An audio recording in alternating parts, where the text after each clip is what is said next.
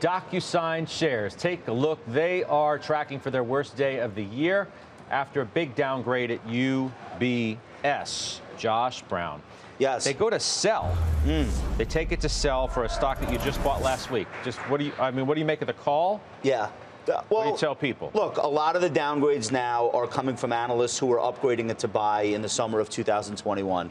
So I try not to get overly focused, but the commentary here is interesting. I actually think the analyst has it backwards. DocuSign came out and announced layoffs, which put the stock up at almost $70 a share. It was initially looked at as good news. I still think it is good news, but that is the reason for this downgrade. According to the analyst, it's a sign of weakness in demand. I think the thing to think about here is that DocuSign is following the playbook.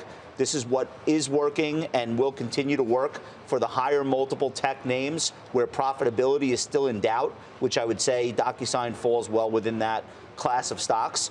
And so I think the more they can do to right-size their workforce with what the actual revenue and eventually profits will be, the better. They should be doing it now and not waiting. So if that's a reason, in this analyst's opinion, to downgrade the stock, I would look at it the other way. I would say these are the types of situations where you want to get interested when these companies are finally taking the medicine. So DocuSign is an $11 billion market cap here.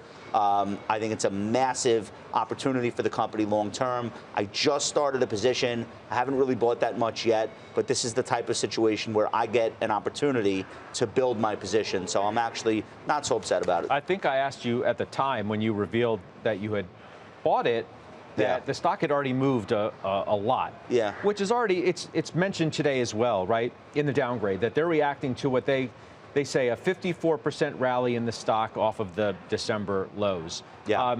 All right. I mean, can you see that part of it? It's like, look, the stock has moved a ton. How much more can it really run? Especially at a time where we are sitting here, like we have been from the beginning of our show, questioning some of these moves. Yeah, this is a stock that went from 300 to 48 and then rallied up to the 60s. And maybe high 60s, 69, 70 wasn't appropriate. That's possible. But again, I think this is a situation where it is the most unloved area of the market by Wall Street, maybe not by traders. None of these stocks have upgrades coming. All of these stocks have just been absolutely thrashed. They had a bounce. Maybe they give some of that bounce back. I don't think you could just blanket buy them. I don't think the ARC strategy is making a comeback. I think you have to say to yourself, what sets this particular name apart from other names in the group, and why is it unfairly being treated this way?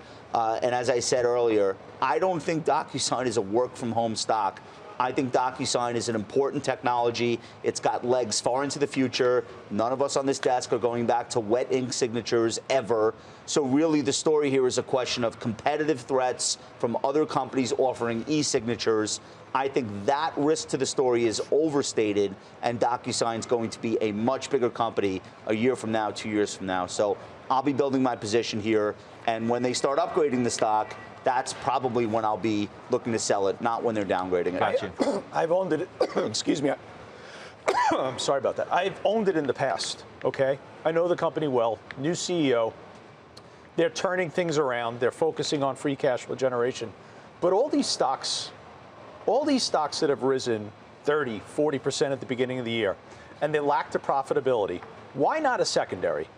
Why not raise capital, pay down some of the debt, and turn the balance sheet around? And I think it's important for investors to understand when you're buying these companies, that's ultimately the right strategy from a CFO and a CEO in an environment like this.